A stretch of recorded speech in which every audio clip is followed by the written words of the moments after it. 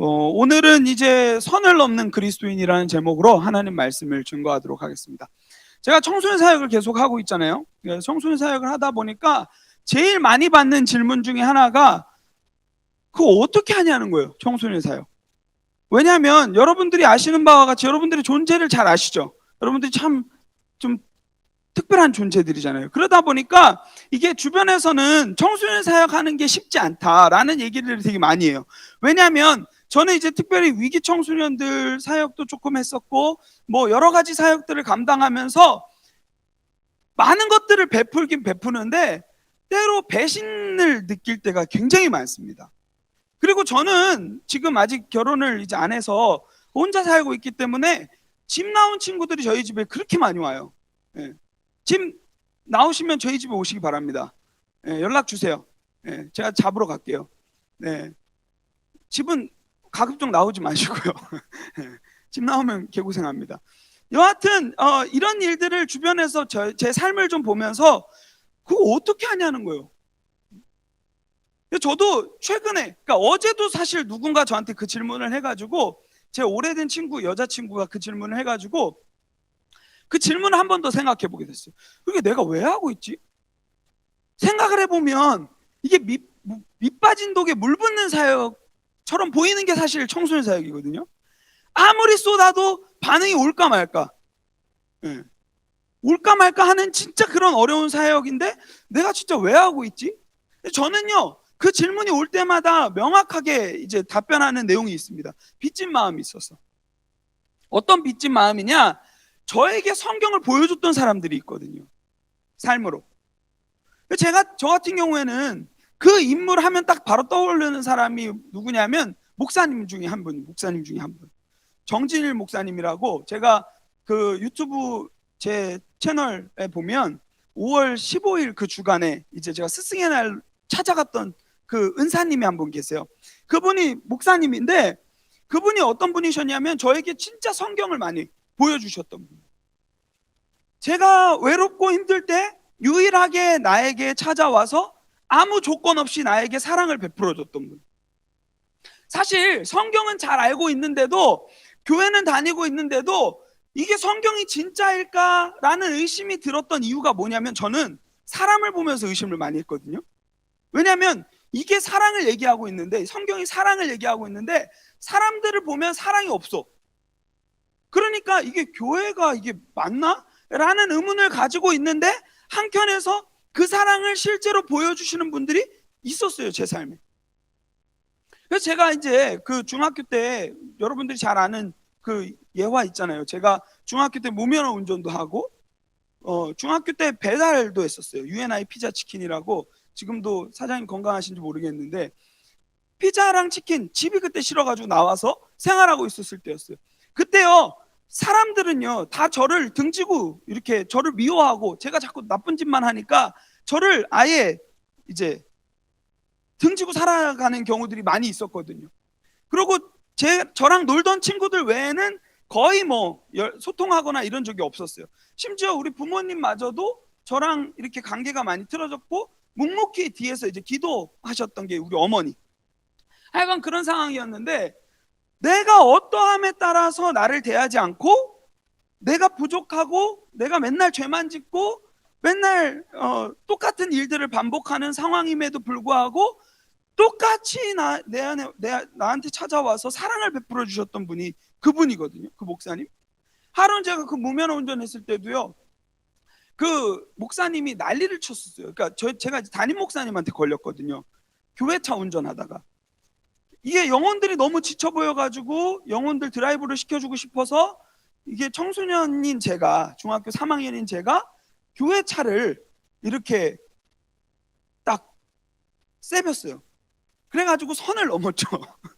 잘못된 선을 넘었죠. 그래가지고 몇 번 해보니까 되는 거예요. 그래가지고 이제 영혼들을 불렀죠.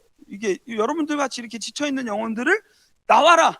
내가 출애굽시켜주겠다. 그래서 태웠죠, 차에. 그래가지고 이렇게 동네를 쫙 돌고 이제 돌아왔어요. 근데 대박인 게 앞에 차가 안 가가지고 빵빵 그랬는데 그게 담임 목사님이에요. 하나님 살아계십니다. 어떻게 담임 목사님한테 걸려요? 그래가지고 그분이 난리를 치기 시작했어요. 막 저는 그때 처음으로 목사님도 욕을 하는구나 라는 걸 깨달았다고 했잖아요. 목사님이요, 저한테는 내가 너를 사랑으로 덮노라, 나도 그랬어, 이런 얘기 하지 않으시고 바로 욕부터 갈기시더라고요. 그래가지고 그거 막 데미지 막 누리고 있는데, 그때 그 상황 가운데서도 내가 한 잘못인데 나를 담당하고 있다는 그분이 나를 담당하고 있다는 이유 때문에, 그 이유만으로 와가지고 허리 숙여 사과드리고 그런 모습들을 저는 두 눈으로 봤어요.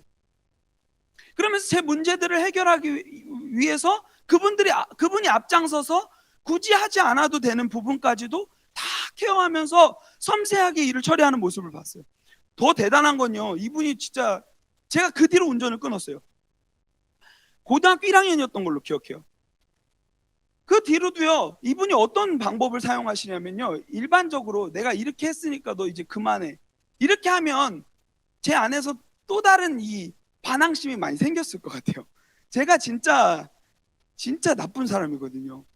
그래가지고 또 다른 반항심이 생겨서 또 똑같은 짓을 저질렀을 텐데, 그분이 어떻게 했냐면, 제가 고등학생인데 수련회를 데리고 갔어요. 수련회 데리고 가서 너 참여해, 이게 아니라 내가 운전하는 거 좋아하고 그러니까 방법을 교묘하게 해가지고 수련회를 데리고 가가지고 뭘 시켰냐면, 그 장소도 아주 정확하게 기억해요. 대전에 있는 모건대학교였는데 채플실이랑 이제 기숙사랑 거리가 꽤 멀었어요. 근데 그 목사님이 저에게 차키를 주면서 너가 의전 담당이라는 거예요. 의전 담당이 뭔지 알아요? 강사님들이 오시면 차로 이제 강당까지 모셔다 드리는 역할을 하는 거예요. 근데 저 몇 학년? 고등학교 1학년. 그런 방법으로 제가 하고 싶은 욕구들을 덮어가면서 계속 해주셨단 말이에요. 그래서 제가 지금 시간이 지난 뒤에 그 방법들이 그때 당시에는 이분 왜 이렇게 해주시지? 했는데, 시간이 지난 뒤에 보니까 와, 이렇게 하는 것이 정말 나를 다시 회복하고 살리는 데 도움이 됐구나 라는 것을 느꼈어요. 그러면서 저는 되게 많이 느끼는 것 중에 하나는, 그리스도인들이 이 성경을 보면서 이 사랑이라는 부분에 있어서 선을 넘어야 되는데, 사랑의 선을 넘고 성경이 말하는 데까지 나가야 하는데 우리가 못하고 있는 거 아닌가라는 생각들을 되게 많이 하게 됐습니다. 여러분 생각을 해보세요. 우리는 꼭 기억을 해야 되는 게 두 가지가 있어요. 하나는 뭐냐면, 죄에 대해서는 엄격하게 여러분들이 선을 그으시기 바랍니다. 그러나 사랑에 대해서는요, 성경이 말하는 데까지 나아가는 사람들이 되었으면 좋겠어요. 한번 따라해 볼까요? 죄에 대하여서는 엄격하고 사랑에 대하여서는 선을 넘는 그리스도인이 되자. 성경이 요구하고 있는 그리스도인의 삶의 태도가 그런 삶의 태도인 거예요. 사랑에 대해서는 성경이 말하는 데까지. 사실 이걸 생각해 보면요, 누가 떠오릅니까? 예수님의 사랑이 떠오르죠. 그리고 저는요, 오늘 말씀을 읽으면서 그 인물이 그 모습을 너무 잘 보여주고 있다라는 생각들을 했습니다. 오늘 룻기는요, 이방 여인입니다. 이방 여인이고, 이방 여인이 최초로 성경의 이름으로 등극한 게 룻기 처음이에요. 에스더서도 있지만 에스더는 그 이스라엘 백성이거든요. 그러니까 지금 이 성경은요, 이방 여인에 대한 이야기를 다루고 있는데요, 이 이방 여인의 삶이 어떠했는지를 스토리를 잘 담아내고 있습니다.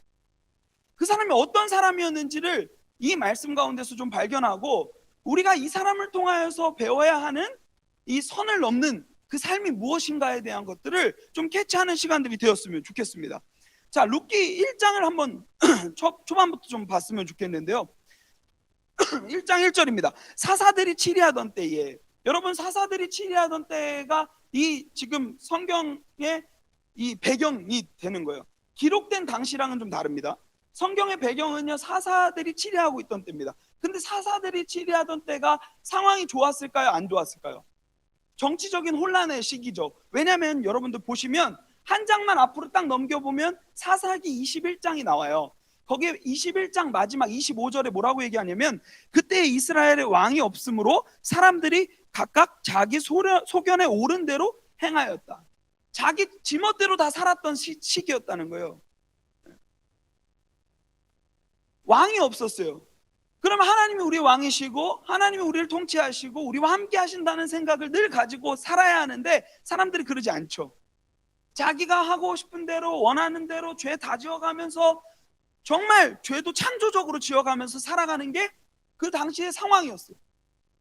그래서 하나님이 사인을 주시거든요. 그럴 때 우리 계속 배웠었잖아요. 말씀을 통해서 사인을 주세요. 깨달으라고. 이스라엘 백성들이 듣지 못하고 깨닫지 못하니까 사인을 주세요. 그래서 어떤 상황이 있습니까? 그 땅에 흉년이 드니라.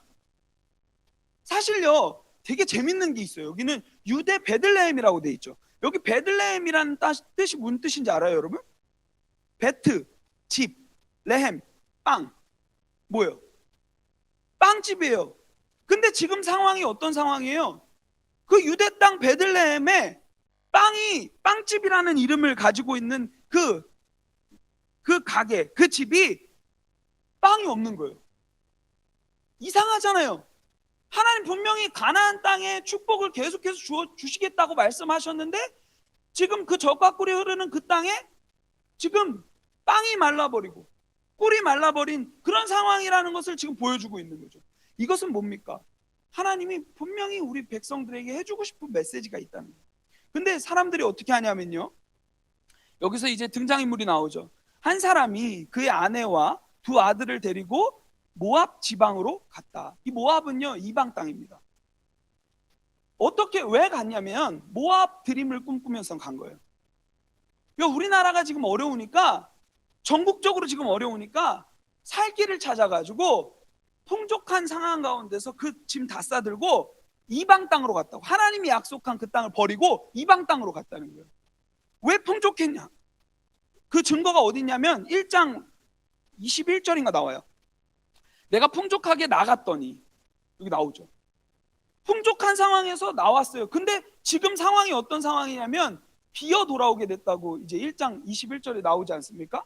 왜 비어 돌아오게 됩니까? 상황을 한번 2절부터 볼게요. 그 사람의 이름은 엘리멜렉이래요. 이 엘리멜렉의 이름은 뭔지 아세요? 이게 지금 여기 루키는요, 여러분 워드플레이를 잘 유념해서 들어야 돼요. 엘리멜렉이라는 이름은요, 엘리 사막다니라는 말 알죠? 예수님의 가상 7원 중에 한마디인데 거기에 엘리가 뭐예요? 나의 하나님. 그렇죠? 엘리멜렉은 뭐냐면 나의 하나님은 왕이시다라는 뜻이에요. 근데 나의 하나님은 왕이시다라는 이름을 가진 사람이 그 약속을 버리고 하나님의 신실하심을 버리고 떠났다는 거예요. 너무 어려워서. 그 드림을 꿈꾸면서. 그러면 그의 아내의 이름은 나오미요, 그의 두 아들의 이름은 말론과 기륜이다 하고 했는데 3절에 가니까 무슨 일이 일어났냐면 갔어요. 근데 나오미의 남편 누가 죽었어요? 엘리멜렉이 죽었어요. 상황 겁나 절망적이에요. 그러고 나서 5절에 보니까 또 무슨 일이 일어나냐면 말론과 기륜 두 사람이 어떻게 됐어요? 다 죽었어요. 그러니까 이 사람은요 세상이 보기에 저주받은 상황의 모습일 거예요. 왜냐하면 집에 남자가 다 끊겼거든요. 다 죽었어요. 여러분 생각을 해보세요. 이런 상황 가운데서 이런 사람을 사랑하고 무조건적으로 채워주는 게 쉽습니까? 어렵습니까? 세상은요 사랑에 조건이 있어요. 세상에는요 사랑에 늘 조건이 붙는 것 같아요. 학교를 다니다 보면 쟤랑 어울리고 싶어 하는, 그거는 대부분 그 평가의 기준이 뭡니까? 외향적인, 외모적인 내용들 아니겠어요? 그런 것처럼 다 기준이 있는데 지금 이 사람 나옴이라는 사람은 지금 그 모든 조건을 다 잃었어요. 풍족한 것도 다 잃어버렸어요. 남겨줄 유산조차도 없을 거예요 아마. 지금 다 잃었어요 아예. 그런 상황인 거예요. 그러니까 이 나오미, 이 시어머니가 뭐라고 하냐면 6절에 그 여인이 모압 지방에서 이제 다시 이제 베들레헴으로 돌아옵니다. 왜? 이유가 여기 나와 있죠. 여호와께서 자기 백성을 돌보시사. 그 베들레헴에 다시 떡이 생긴 거예요. 이름값 하고 있는 그 얘기를 들은 거예요. 그래가지고 어떻게 하냐면 다시 짐 싸서 다시 베들레헴으로 돌아오는 거죠. 그래서 두 며느리랑 이 나오미가 이동을 하는데 거기서 이제 무슨 얘기를 하냐면 나오미가 이런 얘기를 해요. 두 며느리를 불러놓고, 야 너희들 할 만큼 했다. 나 너희들이 나 같은 사람하고 지금까지 머물러주고 내 곁에 머물러주고 함께 해줘서 너무 고마워. 근데 이 정도면 됐어. 이제 너도 고향의 집으로, 너희 집으로 돌아가서 너가 새로 뭐 재혼을 하든 다른 일들을 하면서 살았으면 좋겠어. 나랑 같이 가면 너 엄청 고생할 거야. 이런 내용들을 쭉 하기 시작합니다. 그러면서 이제 나오미가 그 룻이라는 여인에게, 그리고 이 두 며느리에게 뭐라고 얘기를 하냐면, 너희가 8절입니다. 너희가 죽은 자들과 나를 선대한 것 같이 여호와께서 너희를 선대하시기를 원한다. 여기서요, 이 선대라는 단어에 저는 주목하고 싶어요. 왜냐면요, 이 선대라는 단어는 여러분들이 아는 단어일 거예요. 헤세드라는 단어인데, 이 단어는요, 이 룻기 전체를 관통하는 단어입니다. 이게 뭐냐면요, 여러분, 오늘 제목이에요. 선을 넘다. 그러니까 왜 그러냐면, 지금 이 나오미라는 사람은요, 아무것도 가진 게 없고 다 잃었어요. 근데 두 며느리가 어떻게 했어요? 나를 내 곁에 머물러 줬어요. 그런 행동을 가지고 지금 나오미는 뭐라고 얘기하냐면, 너희들이 나를 선대했다, 너희들이 나를 헤세드했다라고 얘기한다는 거예요. 이 헤세드라는 단어는요, 무슨 뜻이냐면요, 은혜, 인애, 뭐 자비, 이런 뜻으로 되게 많이 다양하게 쓰이는 표현이에요.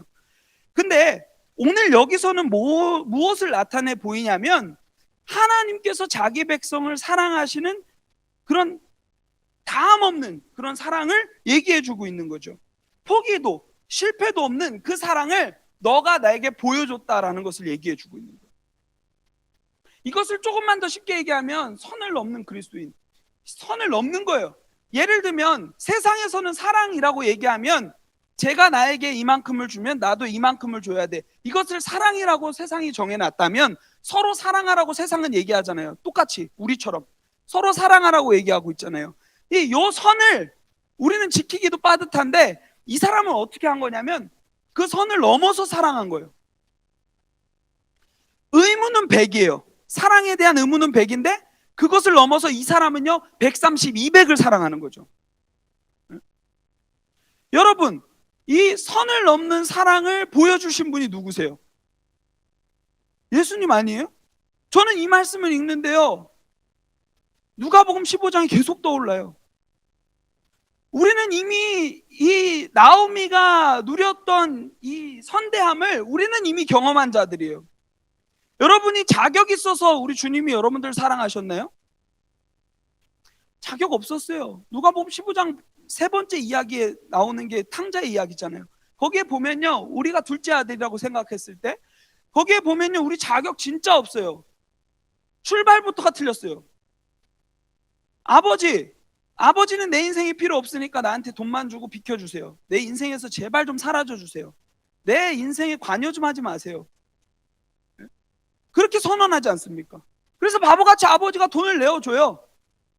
근데 어떻게 합니까? 죄는요, 계속 우리를 기만하는 거예요. 속여요. 계속 죄를 더 짓게 만들어요. 갉아먹게 만들어요. 그래서 심지어는요, 어느 정도까지 이르러요.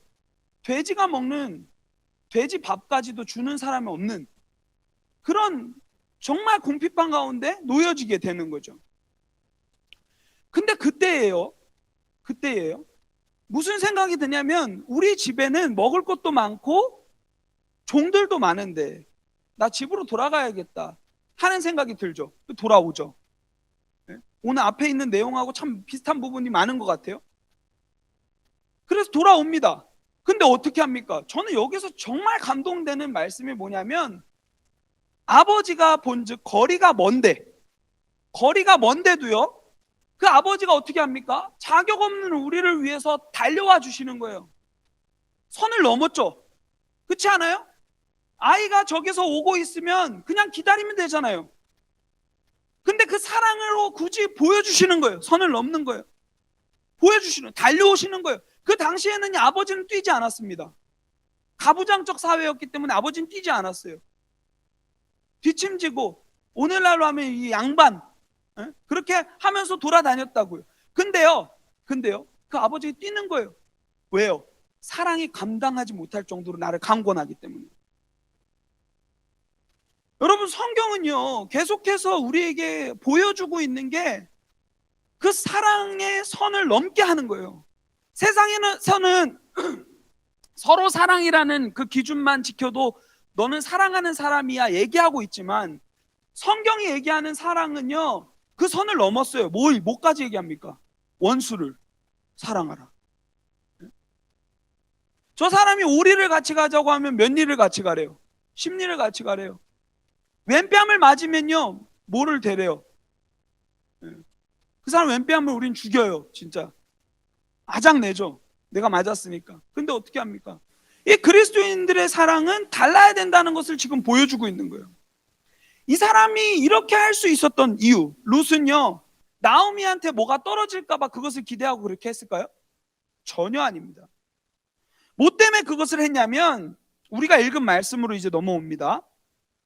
14절, 그들이 소리를 높여 다시 울더니 오르바는 그의 시어머니에게 입맞추되 룻은 그를 붙쫓았더라. 그 오르바라는 그 며느리 한 명은 이제 자신의 고향으로 돌아갔어요. 근데 그것도 우리가 막 불효했다 이렇게 보면 안 돼요. 사실상 당연하잖아요. 상황이 이러니까. 근데 갔어요. 근데 한 명, 룻은 그를 붙쫓았다라고 얘기하고 있어요. 근데 이 붙쫓았다라는 표현은 어떻게 해석이 되냐면 달라붙다, 밀착하여 달라붙다 이런 단어예요. 그래가지고 어머니의 사상, 어머니의 종교, 모든 것들을 본받겠다는 룻의 전적인 동의, 그것을 이제 포괄하는 단어예요.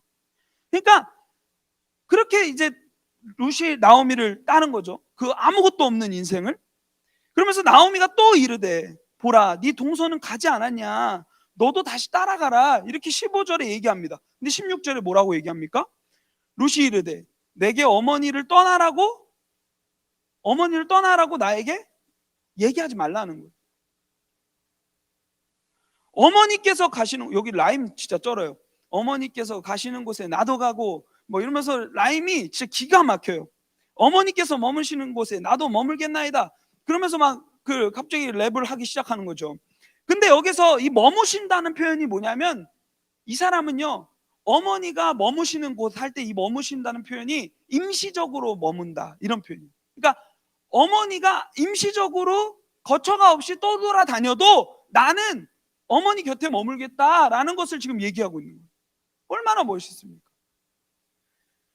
그러면서 어머니의 하나님이 나의 하나님이 되시리니, 이것은 뭐냐면 그동안 어머니를 통하여서 배웠던, 어머니를 통하여서 깨닫게 되었던 그 하나님이 나의 하나님이 됐기 때문에, 그 하나님이 나에게 그 사랑을 부어주셨기 때문에 지금 내가 이 자리에서 어머니 곁을 지킬 수 있고 어머니에게 선을 넘는 사랑을 보여줄 수 있다는 것을 지금 얘기해주고 있는 거예요. 어머니께서 죽으시는 곳에 나도 죽어 거기 묻힐 것이라. 만일 내가 죽는 일 외에 어머니를 떠나면 여호와께서 내게 벌을 내리시고 더 내리시기를 원하십니다. 뭐 얘기하고 또 굳게 결심하는 내용들이 이 말씀 가운데 나오는 거죠. 사실 룻기를 통해서 우리가 볼 내용들은 굉장히 많이 있습니다. 아주 재밌는 책이에요. 아주 우리가 깨달을 내용들이 너무 많습니다. 그러나 오늘 첫 시간에는요 제가 꼭 여러분들하고 보기 원하는 것은 뭐냐면 이 여인의 삶의 태도예요. 여러분들을 저는 강권하고 싶은 부분이 뭐냐면, 그리스도의 사랑을 경험한 자들이라면 선을 넘는 사랑으로 세상 가운데서 그 사랑의 빛을 비추는 사람들이 되었으면 좋겠어요. 여러분, 우리가 아까 기도했지만 세상에 사랑이 있습니까? 없습니까? 없어요. 조건에 따라서 사랑을 하냐 마냐를 결정하죠. 너 이거 가방 사주면 너 나 사랑하는 거야. 이게 암묵적으로, 대놓고 하시는 분들도 간혹 있는데 암묵적으로 그것들을 강요하면서 잘못된 사랑을 실현하고 있는 사람들이 세상에 얼마나 많이 있습니까? 아주 조건 때문에 계속해서 만나고, 어떠한 조건을 충족하기 위해서 그러한 일들, 사랑을 이용하는 케이스들이 굉장히 많죠, 세상은.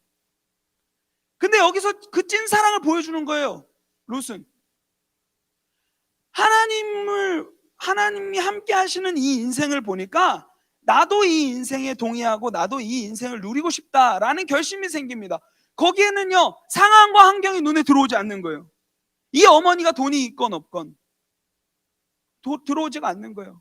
이 사람이 어떠한 조건이고 들어오지 않는 거예요. 그리고 뭐 하는 거예요? 내게 주신 그 사랑을 베푸는 거죠.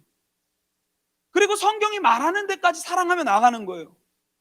우리는요, 세상이 말하는 선도 못 넘는 것 같아요. 그렇지 않아요? 사랑이라는 내용을 우리가 주어졌을 때 일반적인 사랑의 개념조차도 우리는 지키지 못하고 있는 거죠. 왜요? 삶이 똑같으니까.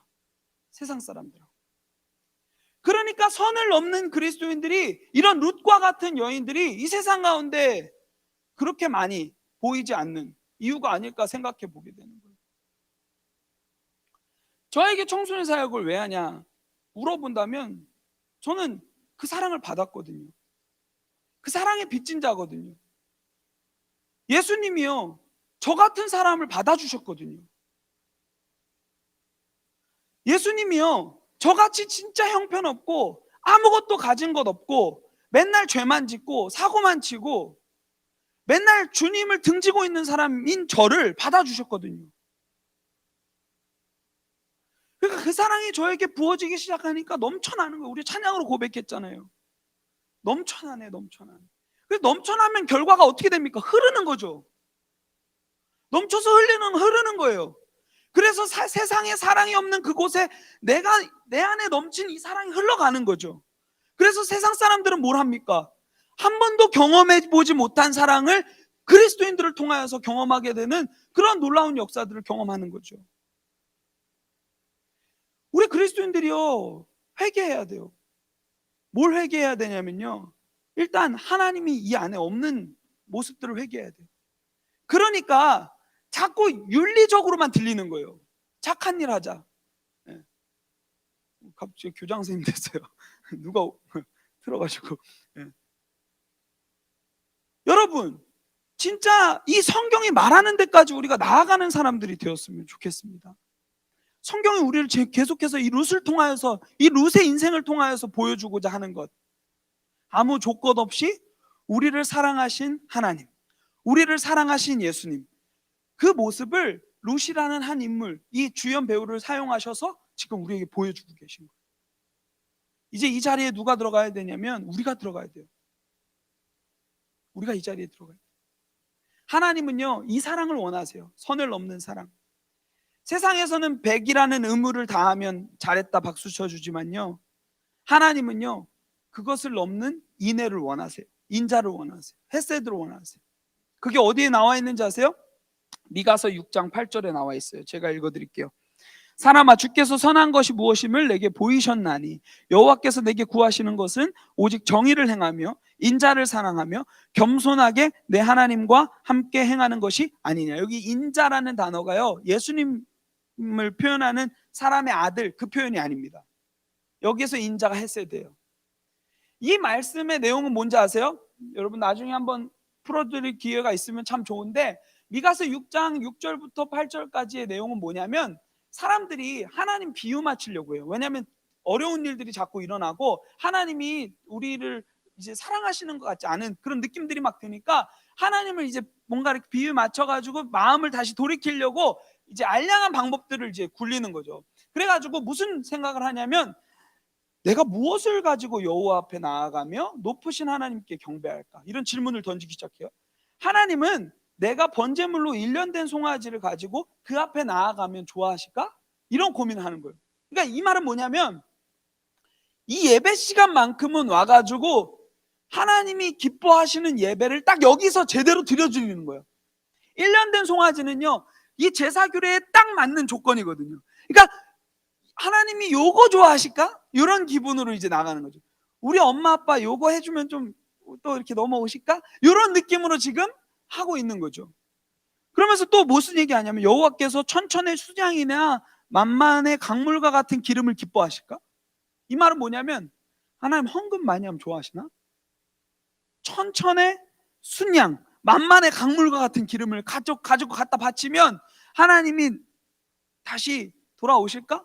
마음을 돌이켜 주실까? 이런 고민하고 있는 거예요. 거기에 이제 하나님께서 우리에게 비춰주신 그 말씀, 그게 뭐냐면, 사람아, 하나님이 원하시는 것을 이미 너희에게 알려줬다. 그게 뭡니까? 하나님 사랑, 이웃 사랑이잖아요. 근데 이웃 사랑의 그 범위, 하나님 사랑의 그 범위는 뭐냐면 인자를 사랑해야 돼. 인애를 행해야 된다는 거예요. 그게 뭐예요? 이 선을 넘어서 그 사랑을 보여주는 그리스도인들을 하나님 원하신다는 거예요. 너희들이 제사 잘 드리고 예배 잘 드리는 것보다 너희들이 삶에서 이 말씀을 순종의 열매로 드릴 때 하나님은 그것을 기쁘게 받으신다는 얘기를 하고 있는 거죠. 그 얘기인 거예요. 우리가 여기서 성경 많이 배우고 많이 머리에 채우는 것, 그것도 물론 중요하지만 그것만이 중요하지 않아요.